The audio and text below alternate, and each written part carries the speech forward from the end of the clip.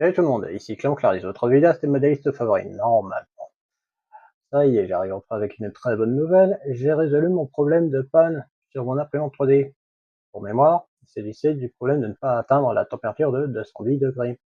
Et en fait, il y a un paramètre qui avait dû m'échapper au moment où j'avais installé le firmware, c'est la protection anti-emballement thermique.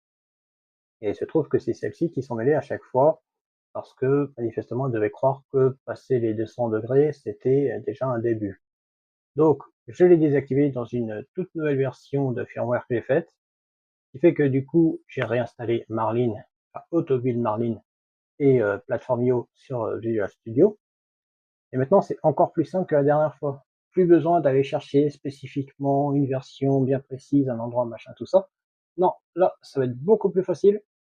Ça va se tenir tout simplement au fait de changer le nom de la carte dans la version texte du fichier configuration.h. Donc ça fait partie des premières nouveautés, des premières facilités qui ont été apportées avec l'amélioration du programme.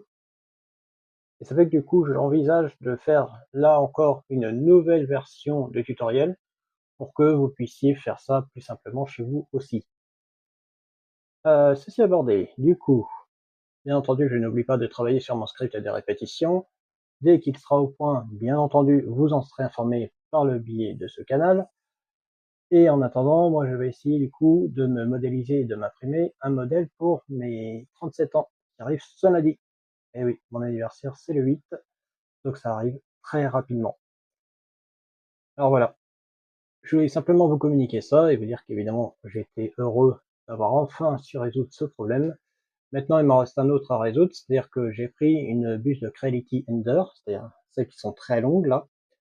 J'avais déjà essayé une première fois pour la faire rentrer dans le bloc d'extrusion, et en fait, elle était trop longue, ça faisait fondre le filament quasi directement à la sortie de la roue de l'extrudeur. Donc, évidemment, c'était pas pratique, surtout que l'entrée étant plane et non pas conique, le vidage du filament est inexistant.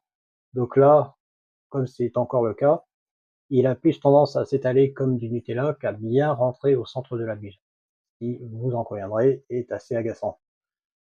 Donc il me reste ce problème-là à résoudre et je serai au point. Je pourrai enfin reprendre les impressions 3D. Voilà. Ainsi se conclut cette courte newsletter. Je vous remercie de m'avoir écouté jusqu'au bout. Pensez donc bien à vous abonner, commenter, partager et surtout réagir. C'est important, c'est de la chaîne à grandir. On a gagné des abonnés à 477. Faites venir les 523 autres pour se terminer d'ici la fin d'année. C'est Clément qui vous dit prenez soin de vous, qui vous souhaite une bonne semaine et qui vous dit à la prochaine.